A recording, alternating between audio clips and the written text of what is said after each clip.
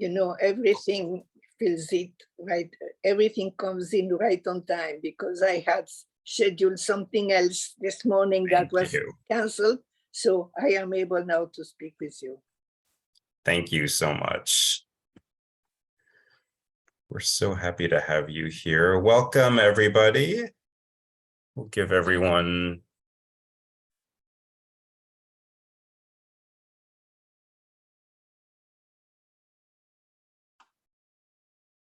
welcome, everybody.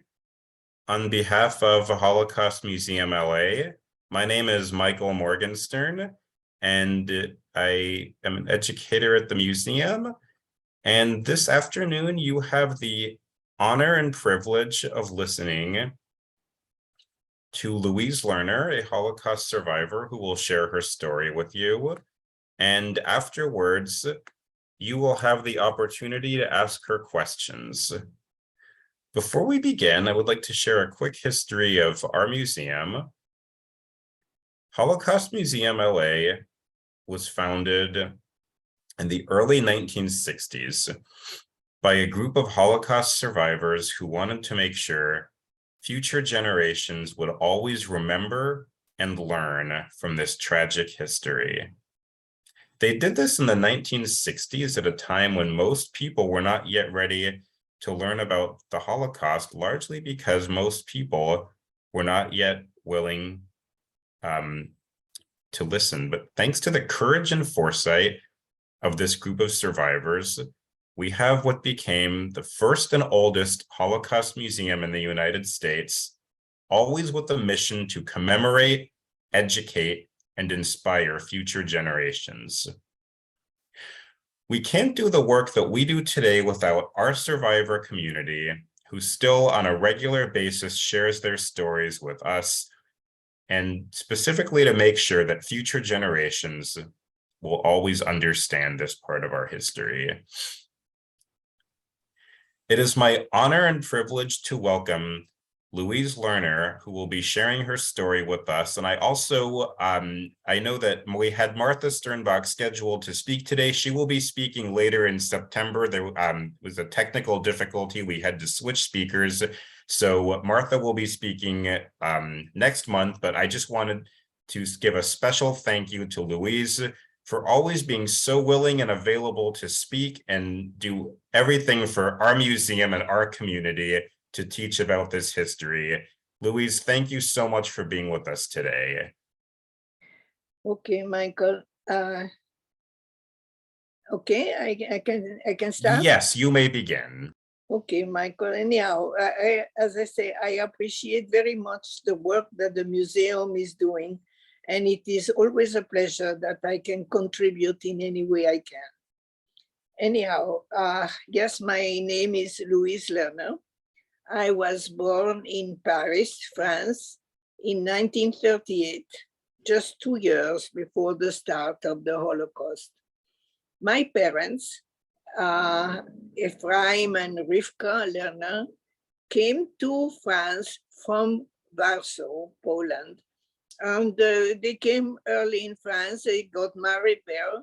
And so I was born there. I also had a brother who was 8 years older than me, who was also born in Paris. So my parents lived, as I say, had a nice apartment, lived in France. My father was a tailor. And in 1940, when the Nazis invaded France, my father volunteered into the French army. And so he went, he was accepted, of course, in the French army. And when the whole army capitulated, he was held a prisoner in Germany for 5 years. But he was a prisoner of war, as soldier, as a French soldier. And therefore, although by being Jewish, nothing happened to him. So we were, as I say, my mother with my brother and myself in Paris. My mother immediately left the apartment that we were living on and took with the train, we went south. and we ended up in Toulouse. At that time, Toulouse was under the Vichy government, who was a government, a French government headed by Maréchal Pétain. And so we were living in Toulouse. I think my mother told me under an unassumed name until 1943. At that time, the Nazis were, of course, in France. The Vichy government had collapsed. And the Germans were searching for Jews all over France, taking them to Vichy, and then taking them to Germany, where most of them were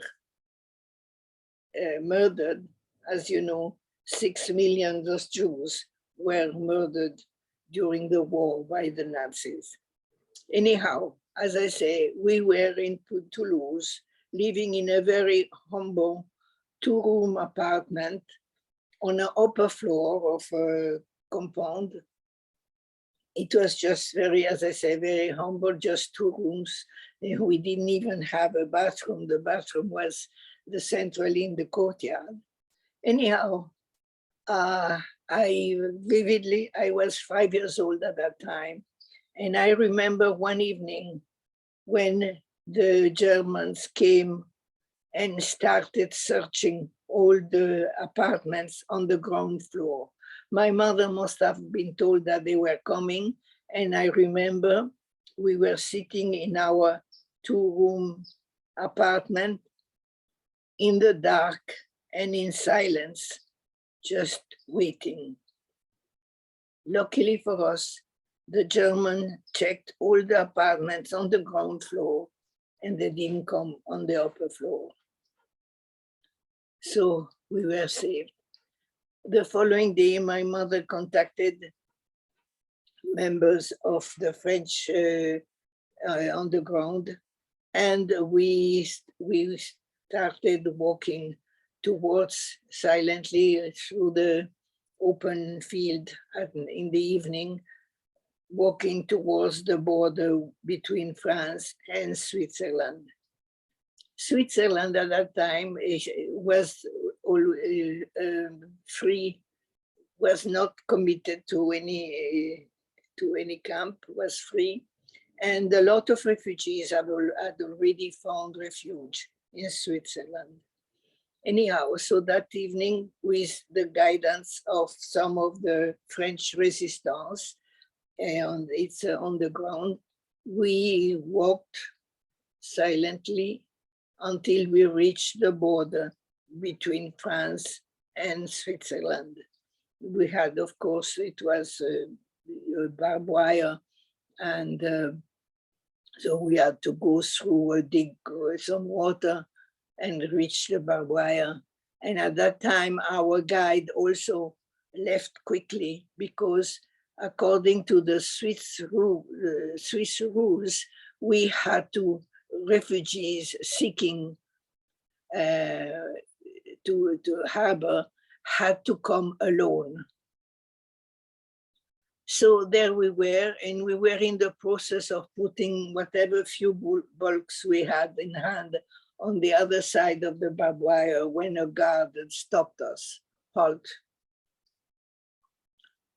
And of course, my mother went to him and explained that we were Jewish, we were seeking refuge in Switzerland, and we had to swear that we were alone and nobody came with us. And so after the guard called the supervisor, and after some bargaining, we finally were allowed to come in. So we passed the barbed wire and we were in Swiss soil. So with the guard, we walked silently towards their station. And from there on, we must have gone to a refugee camp. But Of course, what I remember is I must have caught sickness, and it was a contagious sickness of children have at that time. And so I found myself in a hospital room. Okay, so I was in hospital in an isolation room. As I say, I must have caught some illness. I have really not clear remembrance of where and how. But what I do remember then, as I say, I was in an isolation room. And one day I saw my mother coming through the glass of the room, coming to say goodbye to me. It was of the policy of the Swiss Red Cross that was in charge of refugees, that families were separated. So my mother went, I don't know where, but obviously in a refugee. She was taken care of as a refugee. And I found my brother,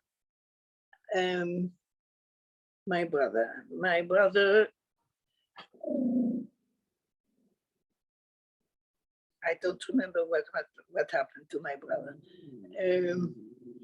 Anyhow, as I say, I was healed from whatever I had. That was in hospital, and I found myself in a train with a guard, of course, and I arrived in Locarno, where the Red Cross placed me with a couple, Ernesto and Vichy Bernasconi, wonderful people. And I was with them.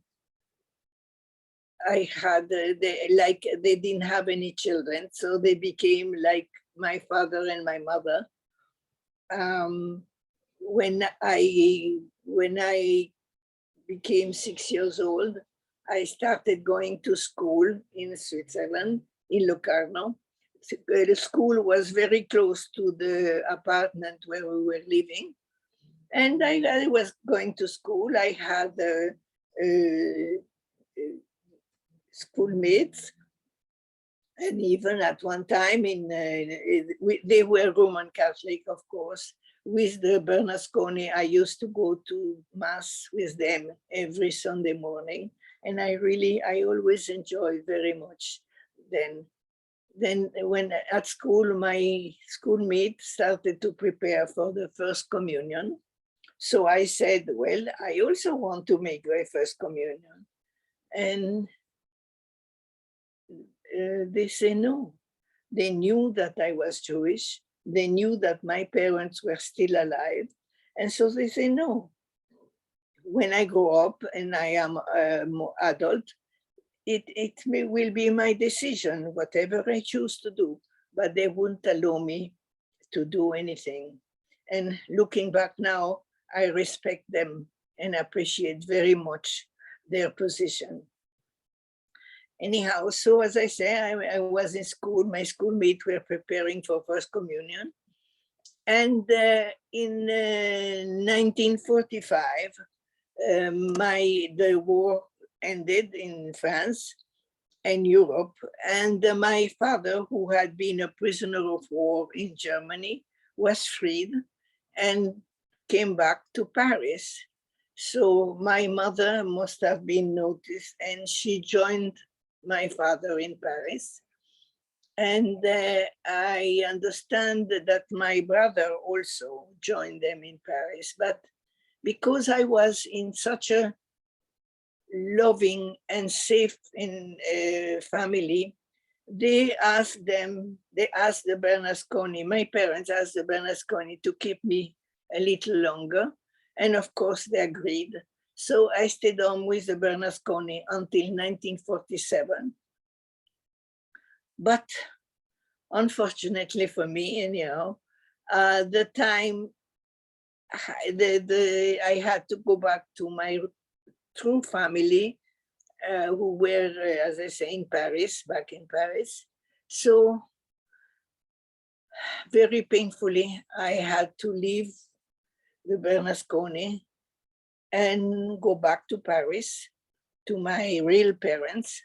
Now imagine my father had left for war when I was 1 year old, and I came back when I was 9 years old. Of course, I didn't know my father. I barely knew my mother, and I even had forgotten how to speak French, which I had to learn, of course. My parents registered me to go at the school, and a friend of theirs somehow helped me to connect back with the French language. And so I went to school. It was, I always found very understanding people who helped me when I needed. And I needed at school because, as I say, it took a little while to learn back my French, current French. Anyhow, somehow I succeeded, and I was in school. And in France, at the age of 11, you have to choose whether to continue with primary education until the age of 14, or you sit an entrance examination to go to high school. Well, I chose to do so.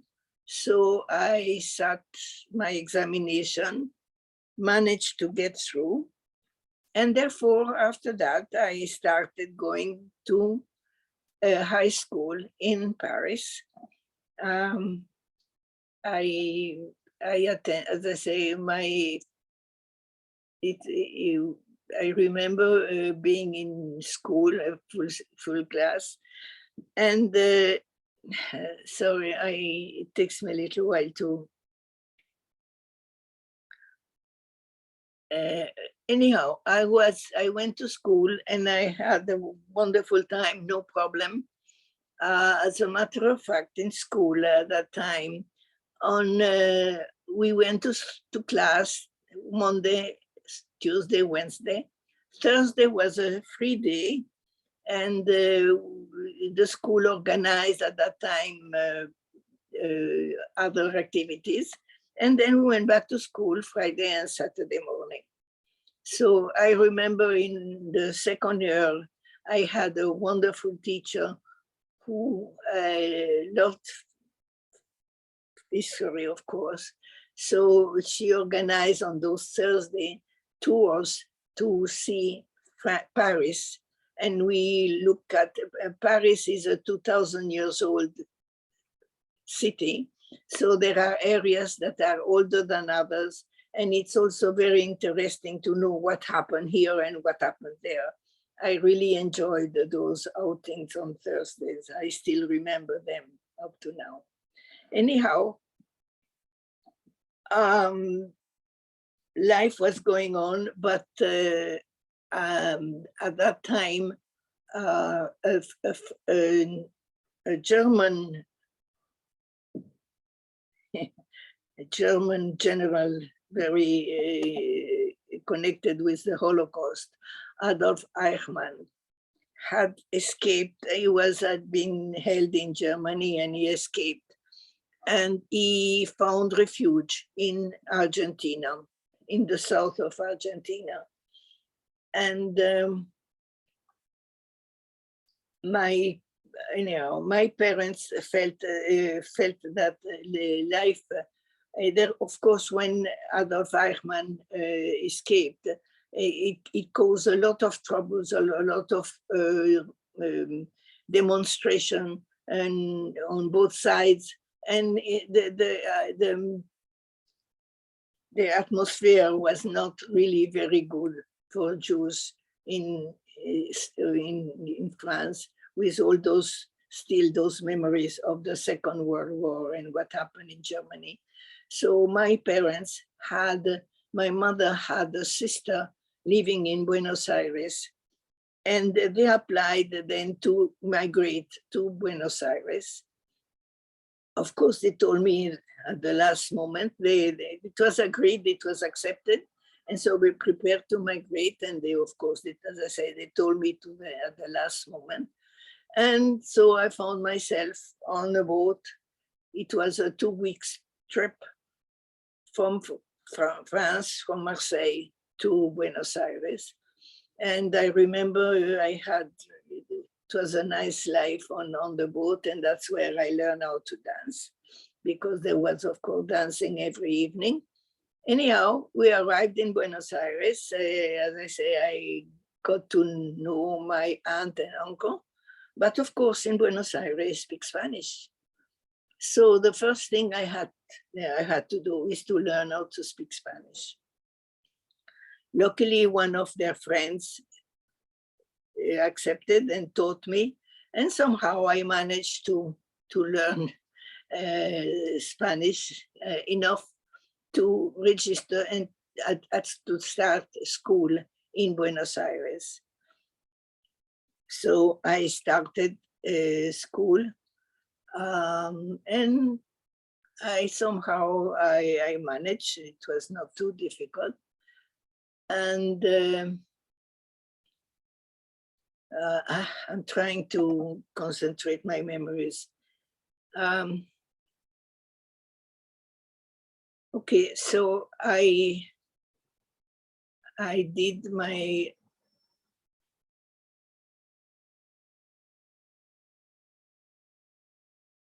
yes, as I say, when you reach the age of 11, you have to choose whether to continue with primary school until the age of 14, or you choose to go to secondary school. And so I sat an entrance examination. I passed, and I started going to school then. First year was fine, second year was wonderful. And third year, Adolf Eichmann, who was the famous criminal who organized all those extermination camps in Germany, escaped from Germany and found refuge in Argentina. So there was a lot of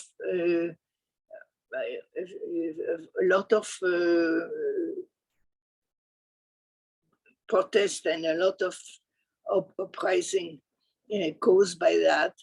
So I then decided that I had finished at that time. Okay, I'm sorry, my memories are a bit mixed up. Yeah, sorry, I had finished secondary school, and I had registered to do university, yeah. And I sat an entrance examination, and I had chosen to study architecture. This is what I loved, and I saw myself as practicing architecture. And I was at university. And when I was on the third year, that's when Adolf Eichmann escaped from Germany and came to Argentina. And it provoked a lot of demonstration and counter-demonstration and so on. And I then decided that it was not safe for me as a Jew to stay in Argentina. I might have problem finding work. And therefore I decided that I was going to leave Argentina and go to Israel.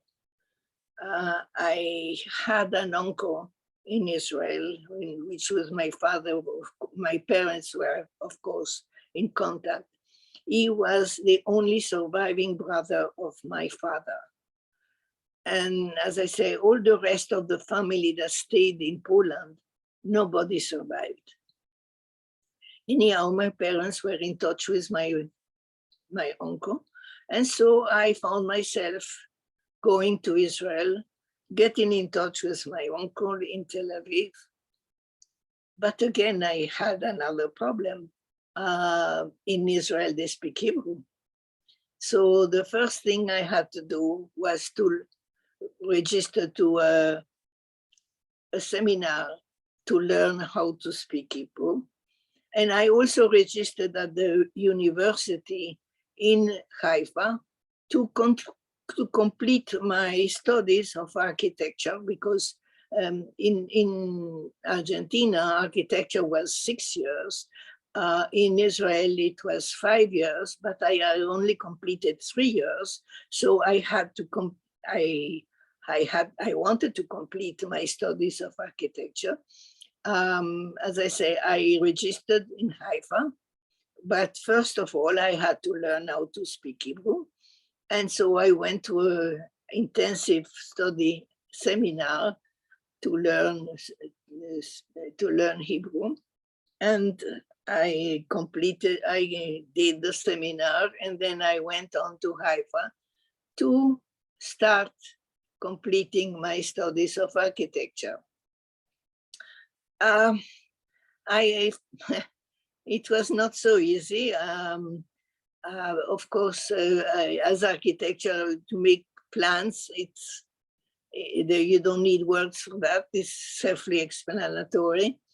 But of course, there are other exams, other subjects in the study.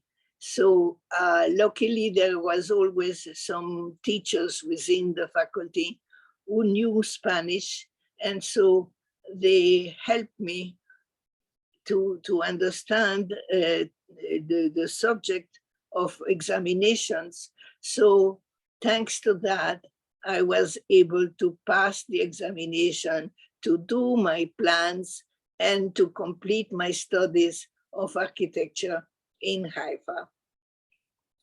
And I became an architect. And so, but while studying the classes, of course, we had on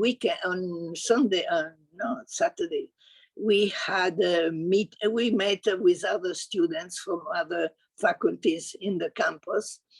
And that's when I met students from Jamaica. Somehow he was studying engineering because there was a parallel course of students from outside countries of Israel, where the studies were taught in English for students from developing countries. And of course, he was studying engineering in Israel. So we started a relationship. He completed his studies, and of course, he had to go back to Argentina, to his city. So we got married, and I went with him to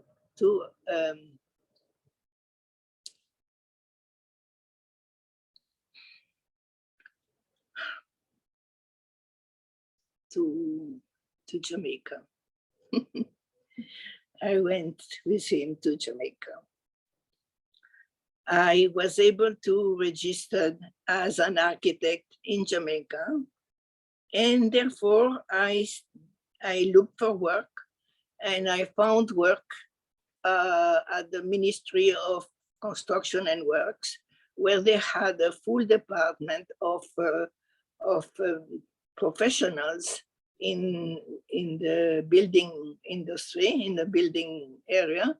They had engineers, quantity surveyors, and of course architects.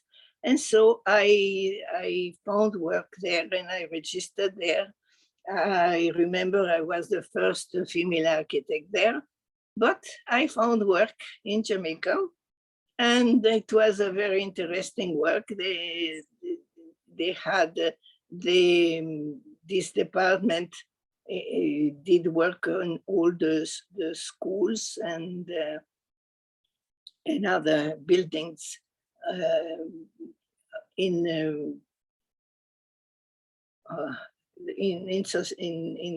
the community. Anyhow, I worked there. I found always very interesting and fulfilling. And then I eventually left the ministry and started on my own. And I had all kinds of interest projects.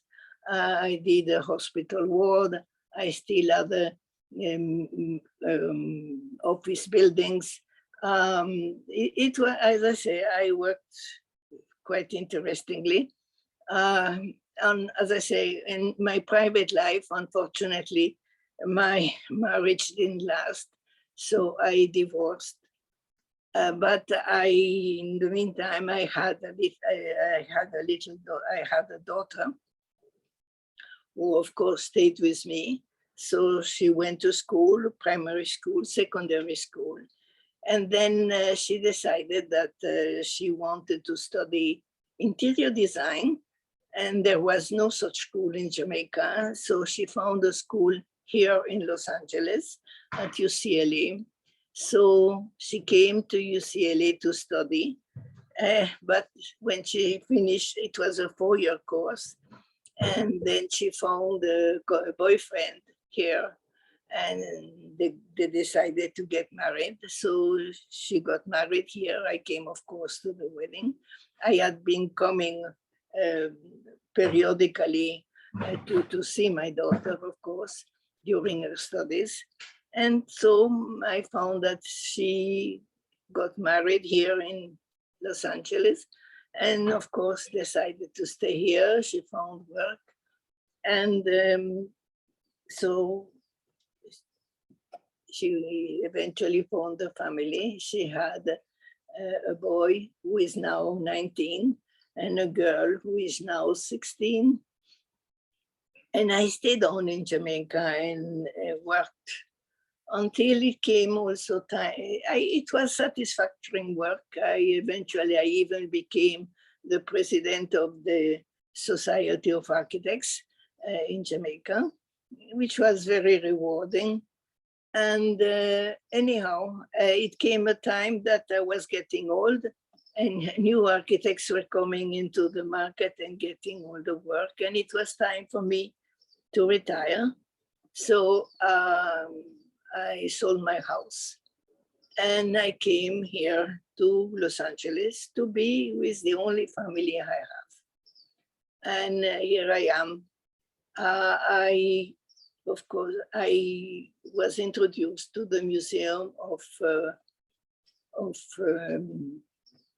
Holocaust, and I was asked sometime to tell my story. And here I am, quite happy to share my studies, my story as a Holocaust survivor, now still alive. And here I am.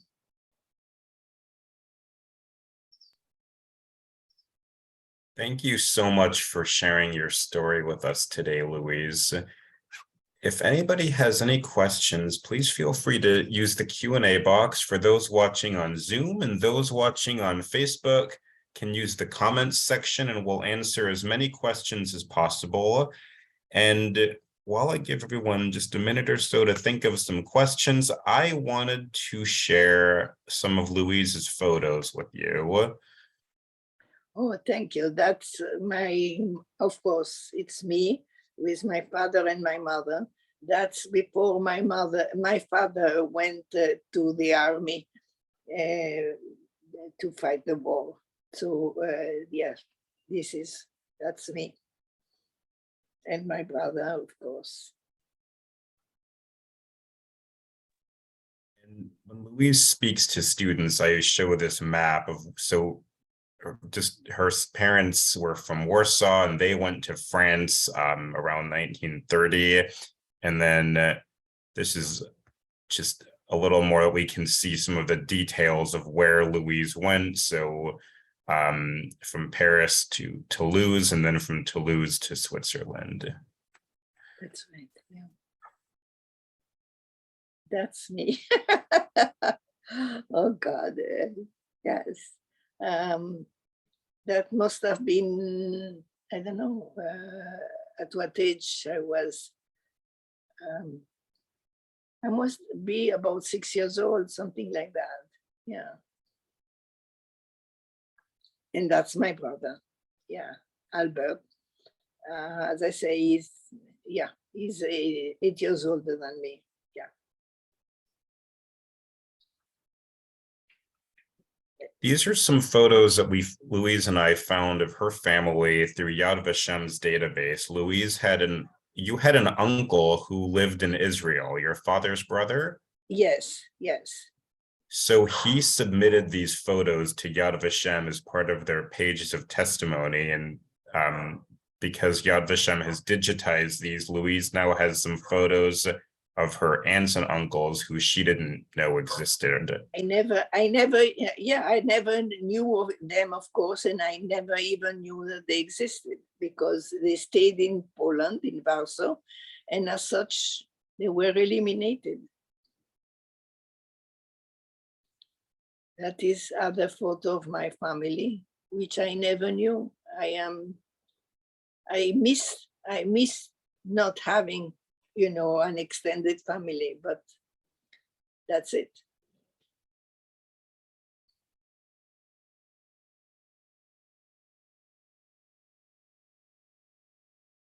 Yeah, so we have some questions. First question, do you know if French POWs were treated better than the Russian POWs, prisoners of war?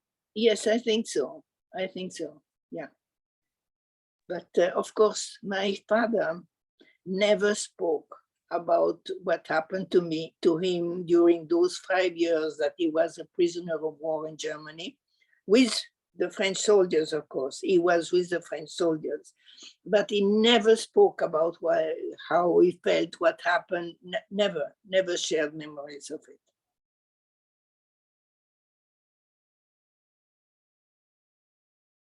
What languages do you speak?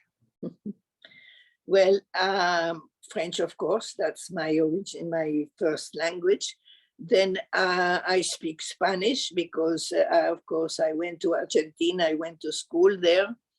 Then I went to Israel, and of course, I went to university there, so I speak Hebrew. And I am now in Los Angeles, and somehow I speak English.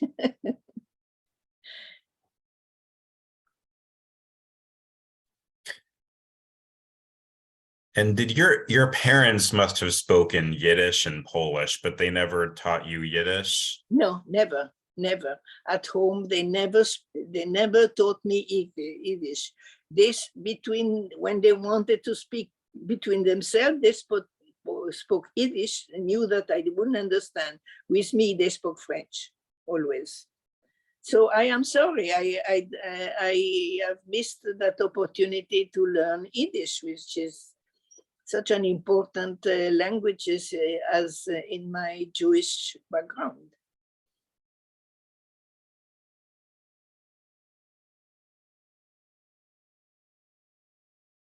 What happened to your brother? Oh, yes, my brother, he had when we left France, he had reached the age to do his military service in France. So he had to do that. And he came to Argentina after completing his military service. And when he was in Argentina, he met the one who became his wife. He got married in Argentina and had 2 children, a girl, Ruth, and a boy, Ruben. Ruth, unfortunately,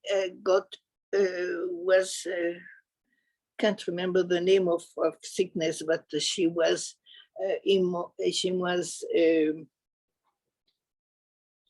oh God, my English today is also failing me. But she she was immobilized and she lived the rest of her life in bed. While Ruben had married, Ruth also had married, and she had a daughter and her husband then took the daughter, and she's with her ex-husband living here in US. Anyhow, her son Ruben also got married, and then decided to migrate to Canada. And but over there he got sick and he died. I can't remember the name of what sickness he had, but unfortunately he died in Canada. And I have lost contact with his wife, and so I don't know nothing about what happened. And so both, as I say, both my grandchildren died of sickness, and here I am. That's it. Thank you. And your parents stayed in Argentina, right? Yes, yes, yeah. So they also died there. Unfortunately, I had already left. So it's like I feel like I have abandoned my family. I am sorry I was not there at those moments, but that's what happened in my life. And as I look back, there is no use in being sorry or regretting what happened. It happened.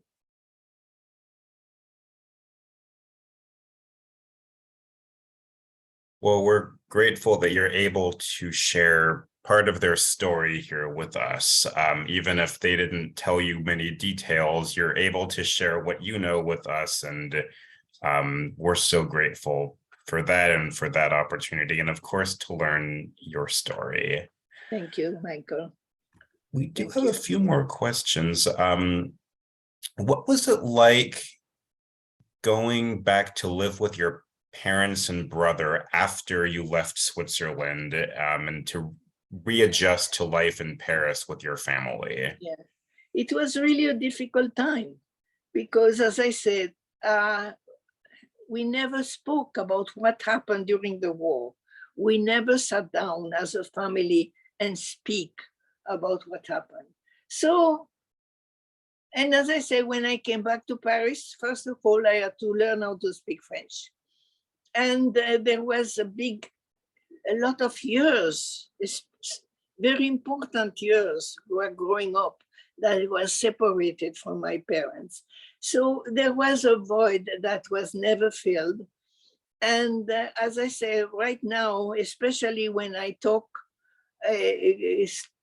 telling my story, I feel the void of all these years and that special link with my family, and I have never linked with their family. So that's me, and that's what's happening to me. That's my problem.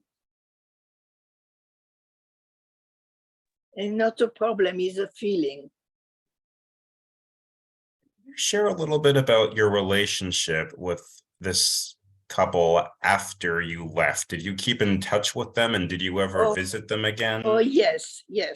As I say, the Ernesto and Vichy Bernasconi were for me like veritable parents. I spent 4 years with them, the 4 years of growing up. And when I had to leave them and go back to my real parents in Paris, it was really so a difficult time, both for me and for them. I remember parting with them. It was such what an awful feeling, but I had to go. And yes, I kept in touch with them while I was in Paris. And before going to Argentina, I did go back to Locarno to say goodbye to them. And as I say, it's something that I had to do. It was always very painful and difficult for me, but I really have the most profound and cherished memories of my time in Locarno with the Bernasconi. It was really a special time. The only problem is that I had to leave.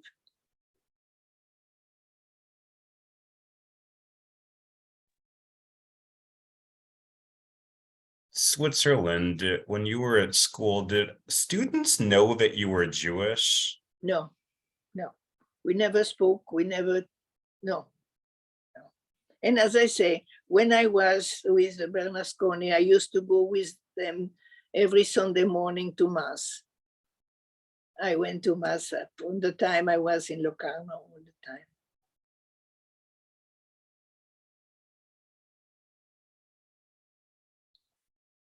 You talk a little bit more about anti-Semitism in Argentina and what made you decide to leave. And I know you mentioned the Eichmann, when Eichmann was captured, and did that lead to a surge in anti-Semitism, or did you already feel anti-Semitism before that? No, there was anti-Semitism before that, but when Eichmann escaped and found refuge in Argentina, in the south of Argentina, actually, what it was Bariloche, which was a very famous town in the south. But the anti-Semitism surged with great strength, and there was a lot of demonstration pro-Eichmann, against Eichmann, and so on. So the whole situation became much more forceful, and you felt all the anti-Semitism and all the problem of being Jewish in Argentina was very, very strong.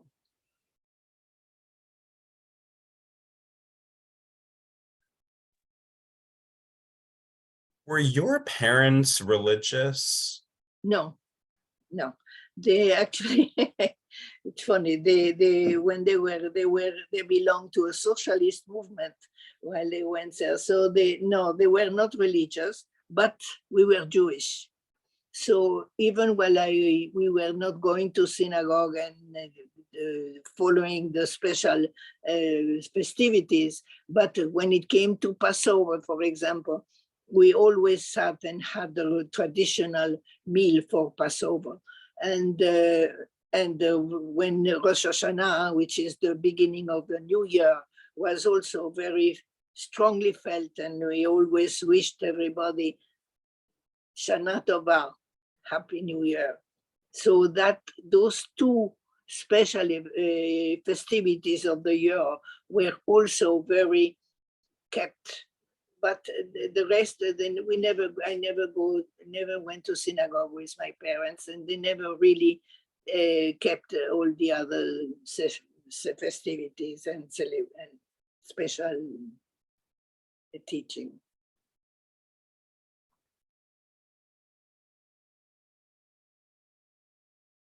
You. When you and your parents reunited, I know you said they never told you much about their experiences. Was this something your family, you never discussed it with your parents and your brother? No, we never. And it's only now when I have to tell my story, and I remember and I think about it, then I realize that what happened, that we never spoke. They never told me about their life in Poland, the family that was left in Poland, what happened during the war in France. We never talked about it. And we never shared those memories.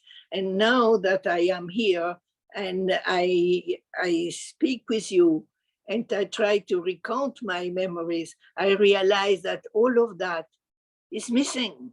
It's not there. I never knew. They never spoke. as I say, it's now I realize really fully what happened and what I missed.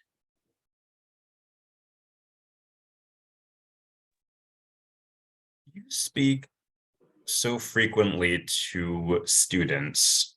What message would you like for them as future generations, but anybody in general, anybody listening to your talk today, what message would you like to leave people with about your story?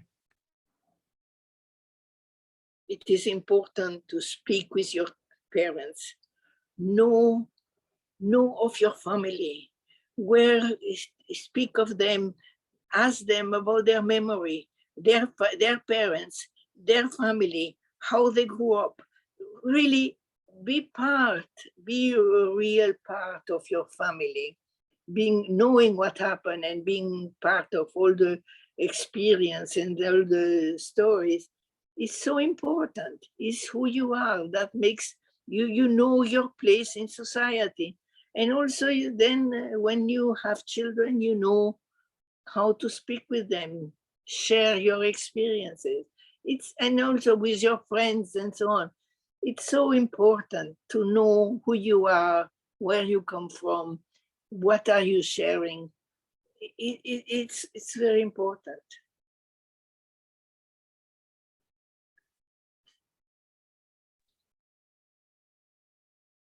Thank you so much for sharing your story with us today. We appreciate so much everything that you do for our museum and our community by sharing this story, as I said, particularly with our future generations. And so many students who have heard your story have heard with your message, and I'm sure they've gone back to talk to their parents because you teach them the importance of learning your family story. So absolutely, yes. Thank you so much. We appreciate everything that you do for our community by sharing this story. And thank you so much to our audience for listening today. We hope to see you next week. Joe Alexander will be speaking and Martha Sternbach will be speaking later in September, possibly the following week, but follow our website and our social media to see our speaker calendar. We look forward to seeing you, everybody, next Thursday. And Louise, thank you again so much for everything. Yes, sir. Thank you so much. Have a good rest of the day. Thank you. Thank you. And you too, and all of you. Thank you very much.